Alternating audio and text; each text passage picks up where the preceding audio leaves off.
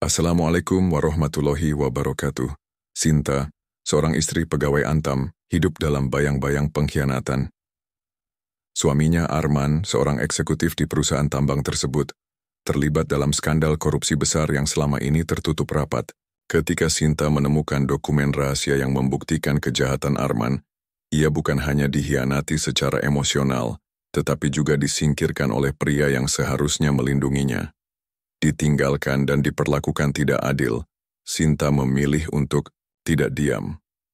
Dengan keberanian yang tak terduga, ia mulai menggali lebih dalam, mengumpulkan bukti, dan bekerja sama dengan Raka, seorang jurnalis investigasi yang juga berambisi membongkar kasus ini. Namun semakin dalam ia menyelidiki, semakin besar ancaman yang menghantuinya. Teror, pengawasan, dan intimidasi datang dari segala arah, mencoba membuatnya mundur. Dalam pertarungan antara kebenaran dan kekuasaan, Sinta menghadapi pilihan sulit. Melawan dan berisiko kehilangan segalanya, atau diam dan membiarkan korupsi terus menggerogoti negeri ini. Namun, keteguhannya membuatnya terus maju, hingga akhirnya Arman dan para pejabat tinggi yang terlibat dalam skandal ini terjerat dalam jebakan mereka sendiri. Namun, kemenangan tidak datang tanpa harga. Sinta kehilangan banyak hal. Pernikahannya, rasa amannya, bahkan kehidupannya yang dulu nyaman. Tapi satu hal yang pasti, ia telah memenangkan pertempuran yang jauh lebih besar. Kemenangan seorang perempuan yang berani melawan kejahatan, meskipun dunia berusaha membungkamnya. Kini, meskipun perjalanannya masih panjang dan bahaya belum sepenuhnya sirna, Sinta melangkah ke depan dengan kepala tegak. Ia telah membuktikan bahwa kebenaran tidak bisa dibeli, dan keberanian adalah senjata paling ampuh dalam menghadapi ketidakadilan. Mari kita simak kisah selengkapnya. Jangan lupa like, share, dan subscribe channel ini. Sinta berdiri di dapur, mengaduk sup yang masih mengepul di atas kompor. Aroma kaldu ayam menyebar ke seluruh ruangan, bercampur dengan wangi nasi hangat yang baru matang. Malam itu, seperti malam-malam sebelumnya, ia menyiapkan makan malam dengan hati penuh cinta untuk suaminya Arman. Sinta selalu percaya bahwa kebahagiaan rumah tangga terletak pada perhatian-perhatian kecil. Selama 10 tahun menikah, ia tidak pernah lelah merawat suaminya, memastikan bahwa Arman pulang ke rumah yang hangat dan nyaman setelah seharian bekerja di Antam. Pintu depan terbuka. Langkah kaki Arman terdengar di ruang tamu. Sinta tersenyum, kecil sambil menuangkan sup ke dalam mangkuk. Namun ketika ia menoleh, ada sesuatu yang berbeda pada suaminya malam ini. Wajahnya dingin, sorot matanya kosong, dan langkahnya terasa berat. "Kamu pulang terlambat lagi," ujar Sinta dengan nada lembut.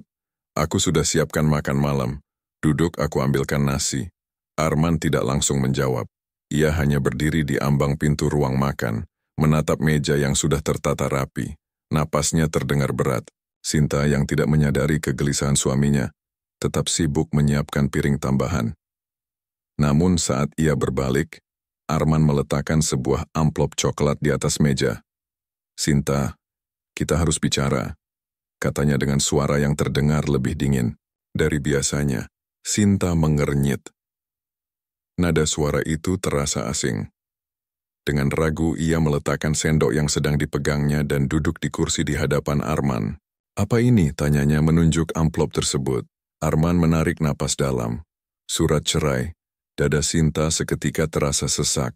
Ia merasa seperti baru saja ditampar keras tanpa peringatan. Tangannya gemetar saat meraih amplop itu, membukanya perlahan, dan membaca kata-kata yang tertulis di dalamnya. Matanya bergerak cepat, berusaha mencerna setiap kata, meski pikirannya terasa kacau. "Ini lelucon, kan?" Suaranya bergetar. "Kenapa tiba-tiba? Apa aku melakukan sesuatu yang salah?" Arman mengalihkan pandangannya. "Aku sudah memikirkannya baik-baik. Aku ingin kita berpisah." Sinta menatap suaminya dengan kebingungan. Hatinya menolak untuk menerima kenyataan ini. 10 tahun pernikahan, semua kenangan, perjuangan bersama. Apakah semua itu tidak ada artinya bagi Arman? "Tidak ada penjelasan, tidak ada alasan. Kamu cuma datang dan memberiku surat ini." Suara Sinta meninggi. Perasaannya campur aduk antara kaget dan marah. Arman menghela napas panjang. Aku sudah tidak bisa lagi menjalani ini. Aku ingin hidup sendiri. Sinta menahan napas. Kata-kata Arman terdengar begitu dingin seolah-olah ia hanyalah beban yang ingin segera dilepaskan. Namun ia tidak bodoh. Ada sesuatu yang disembunyikan suaminya. Ia bangkit dari kursinya, melipat tangan di dada, berusaha mengendalikan emosi. Ada orang lain kan? Arman terdiam. Jawaban itu cukup bagi Sinta. Ada nyeri yang luar biasa di dadanya, lebih sakit dari yang bisa ia bayangkan. Berapa lama? Tanyanya lirih. Arman tetap diam. Ia hanya mengalihkan pandangannya, tidak berani menatap mata Sinta yang kini mulai basah. Sinta merasa seperti dunianya runtuh dalam sekejap. Lelaki yang ia percayai, yang ia cintai, ternyata telah mengkhianatinya. Perasaan marah dan sedih bercampur menjadi satu, menghancurkan semua harapan yang pernah ia bangun. Tangannya mengepal di sisi tubuhnya. Kalau memang sudah ada orang lain, kenapa tidak jujur dari awal? Kenapa harus mempermainkan aku seperti ini? Arman akhirnya menatapnya, tetapi tidak dengan rasa bersalah. Ada sesuatu yang lain dalam sorot matanya, sesuatu yang menyeramkan. Ini bukan soal orang lain, Sinta. Ini soal aku yang ingin hidup tanpa beban. Sinta mengerutkan dahi. Tanpa beban. Apa selama ini aku hanya beban baginya? Ia merasa tubuhnya lemas. Air mata mulai jatuh ke pipinya, tetapi ia segera menghapusnya. Tidak, ia tidak akan menangis di depan Arman. Tidak di depan laki-laki yang tega mengkhianatinya tanpa penyesalan. Sinta menarik napas dalam-dalam, berusaha mengendalikan emosinya. Ia meraih surat cerai itu, menatapnya sebentar, lalu melemparkannya kembali ke atas meja. Kalau begitu aku tidak akan memohon untuk tetap bersamamu. Arman tampak sedikit terkejut dengan reaksinya, tetapi Sinta tidak peduli lagi. Hatinya sudah terlalu sakit. Namun sebelum ia pergi meninggalkan meja makan, pikirannya masih berputar.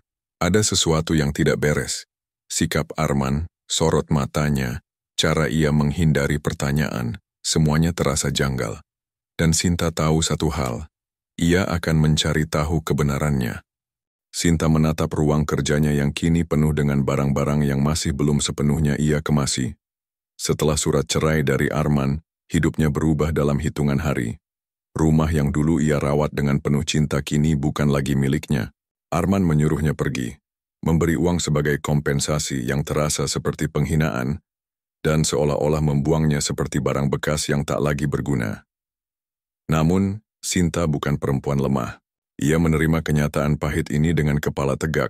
Ia mengemasi barang-barangnya, bukan sebagai perempuan yang kalah, tetapi sebagai seseorang yang bertekad untuk mencari jawaban. Di sudut ruang kerja Arman, ada sebuah meja kayu dengan beberapa laci yang selalu terkunci. Arman tidak pernah mengizinkannya menyentuh laci itu. Dulu Sinta tidak terlalu peduli. Ia menganggap itu hanyalah dokumen pekerjaan yang bersifat rahasia. Tapi sekarang, pikirannya mulai dipenuhi kecurigaan. Ada yang disembunyikannya dariku, pikirnya. Dengan tangan gemetar, ia menarik salah satu laci. Terkunci. Ia mencoba yang lain. Juga terkunci. Matanya mencari sesuatu yang bisa ia gunakan untuk membukanya. Setelah beberapa menit mencari, ia menemukan sebuah klip kertas. Dengan sedikit usaha dan keberanian, ia menyelipkan klip itu ke dalam lubang kunci, berusaha membuka paksa laci tersebut. Butuh waktu beberapa menit, hingga akhirnya terdengar suara klik. Jantungnya berdetak lebih cepat saat ia membuka laci itu. Di dalamnya, ada beberapa tumpukan dokumen dan sebuah flash disk hitam kecil. Sinta mengambil flash disk itu dan menatapnya dengan penuh kecurigaan. Ia tahu bahwa ini bukan sekadar barang biasa. Jika Arman menyimpannya di laci yang terkunci, berarti ada sesuatu yang sangat penting di dalamnya. Ia segera mengambil laptopnya, memasukkan flash disk, dan membuka isinya. Saat folder pertama terbuka, ia tertegun. Matanya terpaku pada deretan file yang berisi laporan keuangan mencurigakan. Ada angka-angka yang terlalu besar, transaksi yang terlalu banyak, dan semuanya mengarah pada sesuatu yang tidak beres. Sinta mulai membaca satu persatu dokumen itu. Nama Arman ada di beberapa transaksi besar. Ada aliran dana miliaran rupiah ke beberapa rekening anonim. Ada bukti pembelian emas ilegal dalam jumlah besar, serta laporan palsu yang menunjukkan bahwa emas-emas itu seharusnya tidak pernah ada. Tangannya semakin gemetar. Ya Tuhan, Arman, kamu bukan hanya pengkhianat, tapi juga pencuri. Pikiran. Sinta berkecamuk. Jika semua ini benar, maka Arman bukan hanya seorang pria yang berselingkuh, tetapi juga bagian dari skandal korupsi yang bisa mengguncang perusahaan tempatnya bekerja. Sinta mencoba menghubungkan titik-titik dalam pikirannya. Tidak heran Arman bisa hidup mewah selama ini. Tidak heran ia bisa membeli rumah baru begitu cepat. Tidak heran ia begitu tenang saat menceraikannya, karena ia sudah punya kehidupan lain yang lebih aman. Amarah berkobar di dadanya. Selama ini usia berpikir bahwa Arman meninggalkannya karena wanita lain, tapi kenyataannya lebih buruk, Arman meninggalkannya agar rahasianya tetap aman. Sinta menutup laptopnya dengan napas memburu. Ia tahu bahwa dengan informasi ini, ia berada dalam bahaya. Jika Arman mengetahui bahwa ia telah menemukan dokumen ini, ia bisa melakukan apa saja untuk menutup mulutnya. Sinta berdiri dari kursinya, berjalan ke jendela, dan mengintip keluar. Malam telah larut, tetapi entah kenapa ia merasa ada yang mengawasinya. Ia harus berhati-hati. Setelah beberapa saat menenangkan diri, ia kembali ke laptopnya dan mulai menggandakan semua data yang ada di dalam flash disk ke dalam hard drive eksternal dan beberapa cloud storage pribadinya. Jika sesuatu terjadi padanya, setidaknya bukti ini tidak akan hilang. Setelah selesai, ia mengamankan flash disk itu di dalam tasnya. Ia tahu, ini baru permulaan. Sinta tidak akan tinggal diam. Jika Arman mengira bisa membuangnya begitu saja, ia telah membuat kesalahan besar. Karena sekarang Sinta memiliki senjata yang bisa menghancurkan hidupnya. Sinta duduk di sudut kamar kontrakannya yang kecil, menatap layar laptop dengan tatapan kosong. Lampu meja di depannya menerangi dokumen-dokumen rahasia yang berhasil ia salin dari flash disk Arman. Deretan angka, nama dan transaksi mencurigakan memenuhi layar. Tetapi pikirannya terus dipenuhi satu pertanyaan besar. Apa yang harus ia lakukan sekarang? Melawan atau diam? Jika ia diam, hidupnya akan kembali seperti biasa, atau setidaknya ia bisa mencoba membangun ulang kehidupannya setelah dikhianati. Namun, ia tahu dirinya tidak akan pernah bisa tidur nyenyak dengan semua kebenaran yang ia ketahui sekarang. Jika ia melawan, ia harus siap menghadapi risiko besar. Arman bukan hanya seorang pegawai biasa di Antam. Dari semua dokumen yang ia temukan, jelas bahwa ada banyak orang berkuasa yang terlibat dalam jaringan korupsi ini. Dan mereka pasti tidak akan tinggal diam jika rahasia mereka terancam terbongkar. Ponselnya bergetar di atas meja, memecah keheningan. Sebuah pesan masuk dari nomor tak dikenal. Jangan macam-macam, Sinta. Tutup mulutmu, atau kamu akan menyesal. Sinta menelan ludah. Ini bukan kebetulan. Seseorang tahu bahwa ia sedang menyelidiki sesuatu. Ia melirik ke arah jendela kamar. Di luar, gelap. Namun semakin lama ia menatap, semakin ia merasa bahwa ada seseorang yang mengawasi dari balik bayangan. Tangannya bergetar saat ia mengunci kembali pintu dan menutup tirai jendela. Ini bukan sekadar ancaman kosong. Mereka benar-benar tahu. Sinta menarik napas dalam-dalam, mencoba menenangkan detak jantungnya yang berdegup kencang. Ia harus berpikir cepat. Jika ia terlalu lama ragu, mereka bisa lebih dulu menyingkirkannya sebelum ia sempat melakukan apapun. Sinta mengambil ponselnya dan mulai mencari seseorang yang bisa ia percaya. Ia tidak bisa pergi ke polisi begitu saja. Kasus sebesar ini pasti melibatkan banyak pihak, dan ia tidak bisa memastikan apakah ada orang dalam yang juga bagian dari korupsi ini. Akhirnya ia teringat seseorang, Raka, seorang jurnalis investigasi, yang dulu sering menulis tentang kasus korupsi besar. Tanpa berpikir panjang, ia mengetik pesan. Raka, ini Sinta. Aku butuh bantuanmu.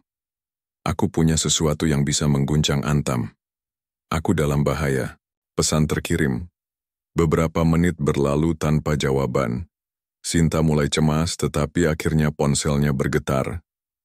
Di mana kamu sekarang? Aku akan menemuimu. Sinta mengirimkan alamat kontrakannya, lalu segera mengemasi beberapa dokumen yang menurutnya paling penting. Jika sesuatu terjadi, setidaknya ia tidak akan kehilangan semuanya. Setengah jam kemudian, suara ketukan terdengar di pintu. Sinta, ini aku, Raka. Ia membuka pintu dengan hati-hati. Raka berdiri di sana mengenakan jaket hitam dengan ransel di punggungnya. Matanya langsung menatap tajam ke arah Sinta. Apa yang sebenarnya terjadi? Tanyanya. Sinta menarik napas dalam-dalam, lalu menunjukkan flash disk yang ia temukan. Ini yang terjadi. Aku punya bukti korupsi di Antam. Arman terlibat. Dan sekarang, ada orang yang mengancamku. Raka mengambil flash disk itu dan memasukkannya ke dalam laptopnya. Saat ia mulai membuka, file wajahnya berubah serius. Astaga, ini lebih besar dari yang aku kira, gumamnya. Ini bukan sekadar penyalahgunaan dana kecil-kecilan. Ini skema pencucian uang, penggelapan emas, manipulasi laporan keuangan. Ada banyak nama besar di sini. Sinta menggigit bibirnya. Aku tahu. Itu sebabnya aku butuh bantuanmu. Aku tidak bisa melawan ini sendirian. Raka menutup laptopnya. Kita harus bergerak hati-hati.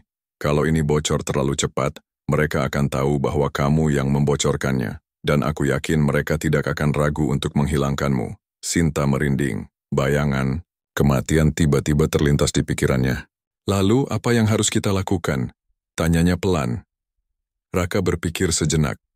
Kita butuh lebih banyak bukti sebelum ini bisa dipublikasikan. Dan kita harus mencari cara agar informasi ini sampai ke tangan orang yang tepat tanpa bisa ditutupi kembali. Sinta mengangguk. Ia tahu bahwa sejak malam ini hidupnya tidak akan pernah sama lagi. Ia telah memilih jalannya. Ia tidak akan diam. Ia akan melawan. Dan ia siap menghadapi apapun yang akan terjadi. Malam terasa lebih sunyi dari biasanya. Sinta duduk di sudut kamar kontrakannya yang sempit. Matanya tak lepas dari layar laptop yang masih menyala. File-file dari flash disk Arman terus ia pelajari berulang kali, memastikan bahwa setiap detail yang ada di dalamnya benar-benar tersimpan dalam ingatannya. Di sisi lain kamar, Raka duduk dengan punggung menempel ke dinding, menyesap kopi yang sudah mulai dingin.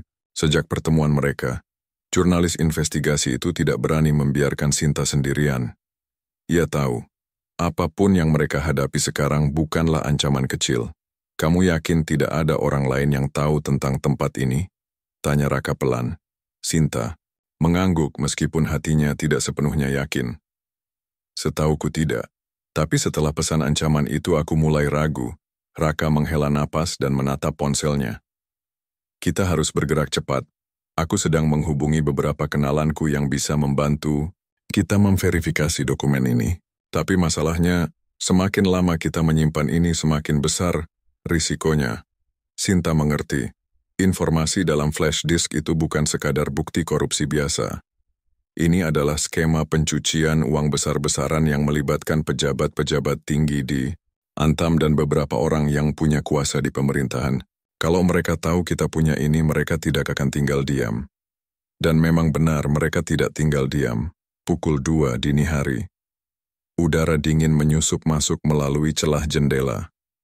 Sinta masih terjaga, matanya mulai terasa berat, tetapi pikirannya tak bisa berhenti bekerja. Kemudian sesuatu membuatnya waspada. Suara langkah kaki, sangat pelan, nyaris tak terdengar.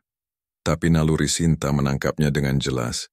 Ia menahan napas dan melirik ke arah jendela yang sebagian tertutup tirai. Bayangan hitam samar-samar tampak bergerak di luar. Raka, bisiknya sambil menyentuh lengan pria itu. Raka segera tersadar dari lamunannya. Ada apa? Sinta mengangguk ke arah jendela. Aku rasa kita diawasi. Raka tidak langsung bereaksi. Ia hanya diam, lalu dengan gerakan perlahan meraih ponselnya dan membuka kamera. Tanpa menyalakan flash, ia mengarahkannya keluar jendela dan mengambil beberapa gambar. Begitu ia melihat hasilnya, wajahnya menegang. Sial, gumamnya. Di layar ponselnya terlihat sosok pria berpakaian serba hitam berdiri di seberang jalan, tepat di bawah bayangan pohon.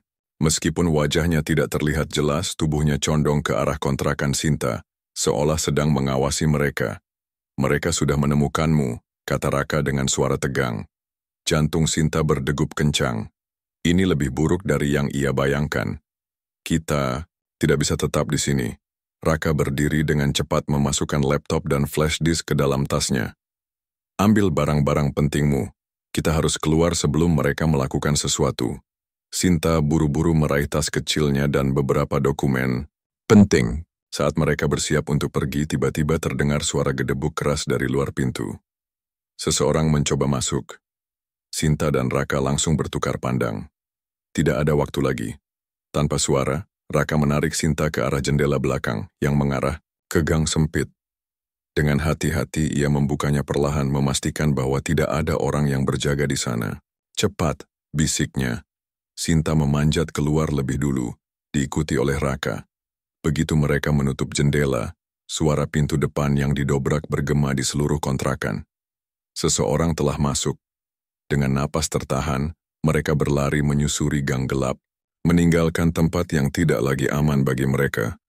Mereka akhirnya berhenti di sebuah warung kopi 24 jam di pinggiran kota. Tempatnya sepi. Hanya ada beberapa sopir truk yang duduk sambil menyeruput kopi panas mereka. Sinta masih terengah-engah, sementara Raka sibuk mengecek ponselnya. "Kita sudah pasti jadi target sekarang," kata Raka akhirnya. "Mereka tidak hanya ingin mengawasi, mereka ingin menyingkirkan kita." Sinta menggigit bibirnya. "Apa yang harus kita lakukan sekarang?" Raka menatapnya dengan serius. "Kita butuh sekutu. Aku akan menghubungi beberapa orang di media dan LSM anti korupsi. Kita harus mempublikasikan ini sebelum mereka berhasil membungkam kita." Sinta mengangguk, meskipun hatinya masih dipenuhi ketakutan. Ia tahu bahwa sejak malam ini, ia telah menjadi musuh bagi orang-orang yang berkuasa. Hidupnya tak akan pernah sama lagi. Namun satu hal yang pasti, ia tidak akan mundur. Dini hari yang mencekam di warung kopi pinggiran kota itu masih membekas di benak Sinta. Ketakutan yang ia rasakan saat mereka dikejar di kontrakannya masih menyisakan getaran di tubuhnya. Namun, di balik semua itu, ada satu perasaan yang lebih kuat, kemarahan. Kemarahan karena dikhianati. Kemarahan karena diancam. Kemarahan karena orang-orang seperti Arman dan jaringan korupsi di Antam bisa berbuat sesuka hati tanpa takut ketahuan. Ia tidak bisa terus bersembunyi seperti tikus yang ketakutan. Jika mereka menginginkannya diam, justru ia harus bersuara lebih keras. Jika mereka mengira bisa mengintimidasinya, justru ia harus melawan. Dan untuk melawan, ia harus menyerang lebih dulu. Di dalam mobil Raka, yang kini mereka gunakan untuk berpindah tempat secara diam-diam, Sinta membuka laptopnya.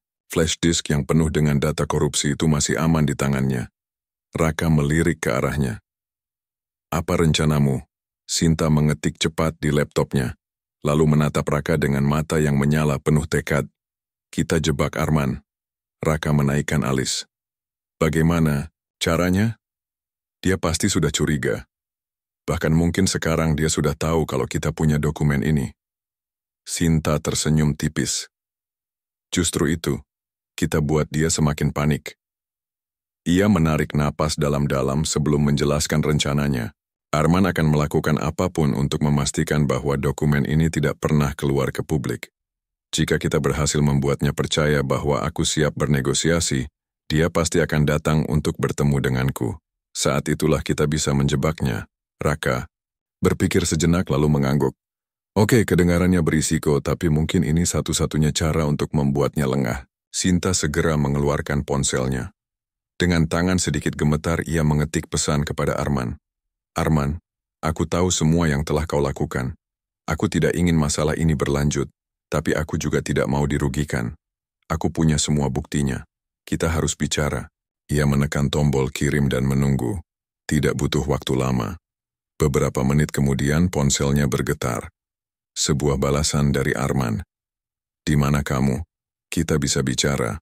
Sinta menahan napas. Ini lebih mudah dari yang ia duga. Ia membalas dengan cepat. "Besok, malam, di tempat biasa. Jangan bawa siapapun. Kalau aku merasa ada yang aneh, Aku akan menyebarkan semua bukti ini. Sekali lagi, Arman membalas. Baik, aku akan datang. Sinta menatap Raka. Dia termakan umpan kita. Raka tersenyum tipis. Sekarang, kita harus memastikan jebakan ini sempurna. Mereka tidak bisa datang tanpa persiapan. Jika Arman berniat bermain kotor, mereka harus selangkah lebih maju.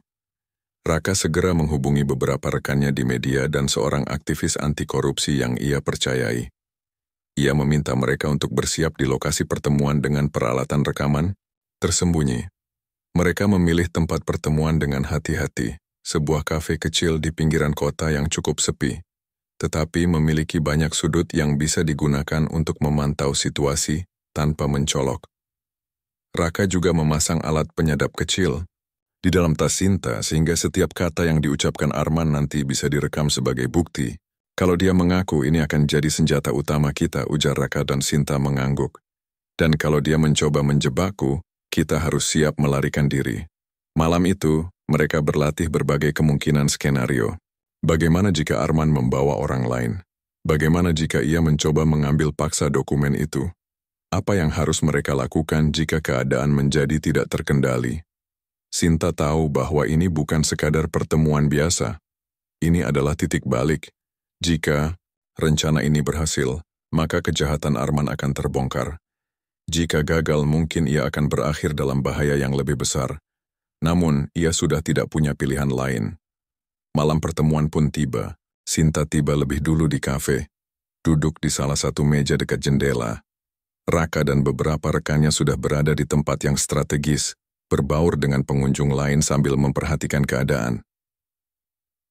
Tidak lama kemudian, Arman muncul. Ia mengenakan kemeja gelap. Wajahnya terlihat tegang. Ia menatap sekeliling sebelum akhirnya berjalan ke meja Sinta dan duduk di depannya. Apa yang kau inginkan? Tanyanya langsung, tanpa basa-basi. Sinta menatapnya tajam. Aku ingin jawaban. Dan aku ingin keselamatanku terjamin. Arman menyeringai kecil. Kau tidak dalam posisi untuk menuntut apapun, Sinta. Aku tahu kau punya sesuatu yang bisa merusakku, tapi aku juga bisa memastikan kau tidak pernah bisa menggunakannya.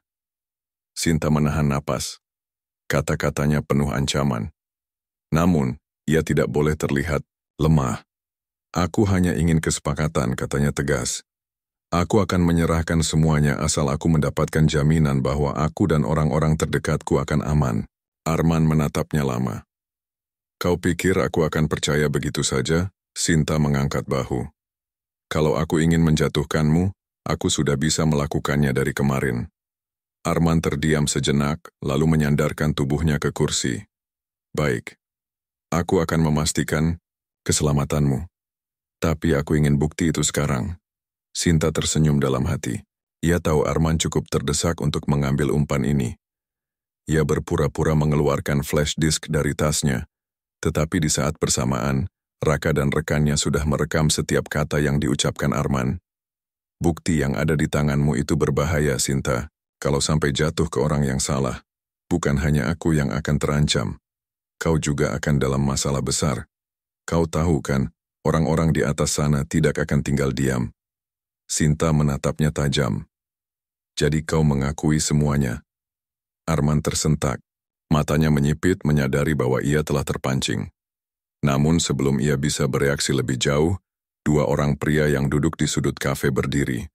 Mereka adalah rekan Raka yang sudah siap menangkap momen ini. Salah satu dari mereka menekan tombol, ponsel dan mulai mengunggah rekaman suara Arman ke jaringan media. Arman melihatnya, wajahnya berubah pucat. Kau menjebakku. Sinta berdiri dari kursinya, menatapnya dengan penuh kemenangan. Kau pikir aku akan tinggal diam setelah semua yang kau lakukan? Sekarang semua orang akan tahu siapa dirimu sebenarnya. Arman bangkit dengan panik, tetapi sebelum ia bisa melakukan apapun, suara sirene polisi mulai terdengar di kejauhan. Jebakan ini sempurna, dan permainan Arman sudah berakhir. Suara sirene semakin mendekat. Arman yang biasanya penuh percaya diri kini tampak seperti binatang buas yang terpojok. Matanya liar, menoleh ke kanan dan kiri mencari jalan keluar. Tapi tidak ada lagi tempat untuk lari. Sinta berdiri dengan dagu, terangkat, tatapan matanya menusuk seperti pisau.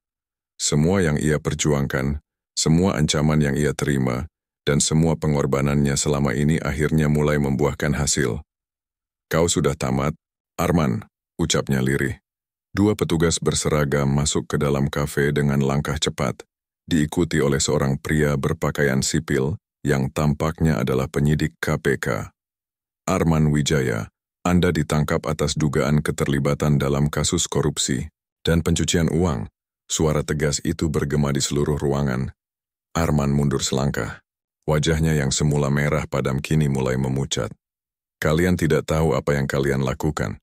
Aku punya orang-orang di atas yang bisa membungkam kalian semua. Penyidik hanya tersenyum dingin. Kami punya cukup bukti. Dan sekarang semua orang akan tahu kebenarannya. Saat borgol diklikkan di pergelangan tangannya, Arman berusaha memberontak. Ini tidak akan berhenti di sini. Kalian pikir aku satu-satunya orang dalam jaringan ini? Kau pikir mereka akan membiarkan kalian lolos? Begitu saja? Kata-kata itu membuat jantung Sinta berdegup kencang. Ia tahu, Arman bukan satu-satunya pemain dalam skandal ini. Tapi sekarang cengkeraman mereka mulai melemah. Arman ditarik keluar oleh petugas. Beberapa wartawan yang telah dihubungi oleh Raka sudah menunggu di luar. Kamera mereka siap merekam semuanya. Blitz kamera berkedip-kedip seperti kilatan petir di tengah hujan badai. Pertanyaan demi pertanyaan menghujani Arman. Pak Arman, benarkah Anda terlibat dalam pencucian uang di Antam? Apakah ada pejabat lain yang terlibat? Bagaimana dengan dana yang mengalir ke rekening luar negeri? Arman diam. Rahangnya mengeras. Tapi sorot matanya menyiratkan satu hal, ini belum berakhir. Keesokan paginya, berita tentang penangkapan Arman menyebar dengan cepat.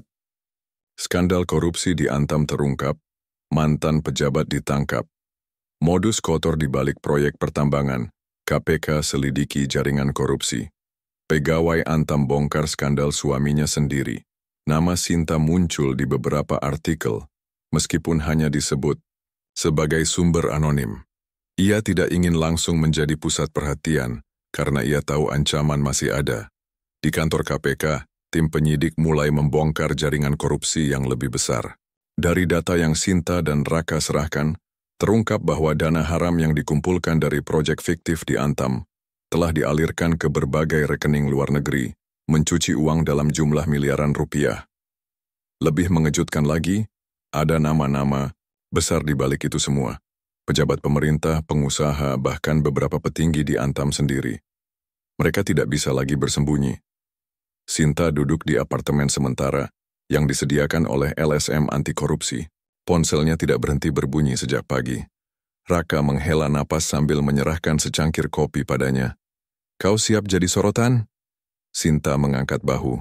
Aku tidak pernah menginginkan ini, tapi jika ini harga yang harus dibayar untuk keadilan, aku siap. Mereka menyalakan televisi. Seorang presenter berita sedang membaca laporan terbaru. Kasus ini diprediksi akan menjadi salah satu skandal korupsi terbesar dalam satu dekade terakhir. Beberapa nama besar mulai terseret, dan menurut sumber terpercaya KPK akan segera melakukan pemeriksaan lebih lanjut. Apakah ini awal dari runtuhnya jaringan korupsi di sektor tambang? Sinta tersenyum kecil. Ini bukan akhir. Ini baru permulaan. Namun, kemenangan ini tidak datang tanpa risiko. Di tengah sorotan media yang semakin panas, Sinta mulai merasa ada sesuatu yang tidak beres. Suatu malam ketika ia berjalan menuju apartemennya, ia merasa diawasi. Langkahnya dipercepat, tetapi ia bisa mendengar suara langkah lain di belakangnya, mengikuti dengan ritme yang sama. Ketika ia menoleh, seseorang berdiri di bawah cahaya redup lampu jalan. Seorang pria dengan jaket hitam, wajahnya setengah tertutup, masker. Sinta tidak menunggu lama. Dengan cepat, ia berlari ke dalam apartemen dan mengunci pintu. Tangannya gemetar saat ia menghubungi Raka. Aku rasa aku diikuti. Di ujung telepon, suara Raka terdengar serius. Aku akan segera ke sana. Jangan buka pintu untuk siapapun. Sinta mencoba menenangkan dirinya, tapi pikirannya dipenuhi pertanyaan. Apakah ini hanya paranoia? Atau apakah ada seseorang yang masih ingin membungkamnya? Saat ia memandangi layar televisi yang masih menyala, satu kalimat dari berita tadi terus terngiang di kepalanya. Apakah ini awal dari runtuhnya jaringan korupsi di sektor tambang? Sinta berharap jawabannya adalah ya, tapi ia juga tahu, orang-orang yang punya kekuasaan tidak akan tinggal diam, dan pertarungan ini masih jauh dari selesai. Malam itu hujan deras mengguyur kota. Langit seolah ikut bersuara atas pertarungan yang sedang terjadi. Sinta duduk di tepi ranjang apartemen sementaranya, menatap ponselnya yang sepi dari pesan. Raka berjanji akan datang, tapi hingga detik ini bayangan pria itu belum juga muncul. Matanya melirik ke gorden yang sedikit terbuka. Ia merasa diawasi. Sekali lagi perasaan itu menghantuinya, seolah ada mata-mata yang menunggu kelengahannya. Ia menggigit bibirnya, mencoba menenangkan diri. Tidak, ini bukan waktunya untuk takut. Denting ponselnya mengagetkannya. Sebuah pesan masuk dari nomor tak dikenal. Kau pikir ini sudah selesai? Kau salah besar. Sinta menelan ludah. Ia tidak tahu siapa yang mengirim pesan ini, tapi ia yakin satu, hal mereka tidak akan membiarkannya menang dengan mudah. Hanya beberapa menit setelah pesan itu masuk, berita besar pecah di televisi. Pemeriksaan besar-besaran, sejumlah pejabat Antam diperiksa KPK. Jantung Sinta berdegup kencang saat melihat wajah-wajah familiar muncul di layar. Beberapa direktur Antam, pejabat tinggi, bahkan seorang politikus yang selama ini ia curigai, semuanya dibawa masuk ke gedung KPK dengan wajah penuh ketegangan. Aku berhasil, bisik Sinta pada dirinya sendiri, namun kemenangan ini belum sepenuhnya. Aman keesokan paginya, telepon dari nomor asing kembali berdering. Kali ini sebuah suara berat terdengar di seberang. Kita perlu bicara, Sinta. Sinta mengenali suara itu. Seorang petinggi dari jaringan korupsi yang kini mulai terpojok. Aku tidak punya urusan dengan kalian, jawab Sinta dingin. Oh, tapi aku yakin kau akan berubah pikiran. Sebuah pesan dikirim kepadanya, sebuah foto dirinya yang diambil dari kejauhan, saat ia berjalan sendirian di dekat apartemen. Kami bisa membuatmu menghilang dalam hitungan detik, tapi kami tidak ingin melakukan itu. Mari kita buat kesepakatan. Berapapun yang kau minta, kami bisa memberikannya. Serahkan semua bukti lain yang kau punya, dan kau bisa hidup nyaman selamanya. Sinta mengepalkan tangannya. Jadi ini rencana mereka? Menawarkan uang untuk membungkamnya? Dulu, mungkin ia akan tergoda, tapi tidak lagi. Dengan tenang ia menjawab, kau tidak bisa membeli harga diriku. Lalu ia menutup telepon. Beberapa hari kemudian, sidang kasus korupsi besar itu dimulai. Gedung pengadilan dipenuhi wartawan, aktivis, dan masyarakat yang menuntut keadilan. Sinta datang dengan kepala tegak. Ia tahu, kehadirannya di tempat ini bukan hanya sebagai saksi, tetapi sebagai simbol perlawanan. Saat ia dipanggil ke depan, ruang sidang menjadi sunyi, semua mata tertuju padanya. Dengan suara tegas, ia memberikan kesaksian.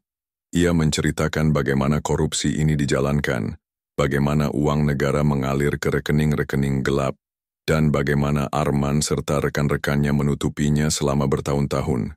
Hakim mengangguk serius. Jaksa mencatat setiap kata.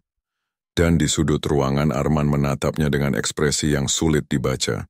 Ia tidak lagi marah. Ia tidak lagi mengancam. Ia tahu permainannya sudah berakhir. Beberapa bulan kemudian pengadilan menjatuhkan vonis. Arman dijatuhi hukuman 15 tahun penjara, sementara para pejabat lain menerima hukuman bervariasi. Aset-aset yang mereka curi dari negara disita, dan pemerintah mulai melakukan reformasi besar-besaran di sektor tambang. Sinta membaca berita itu di ponselnya.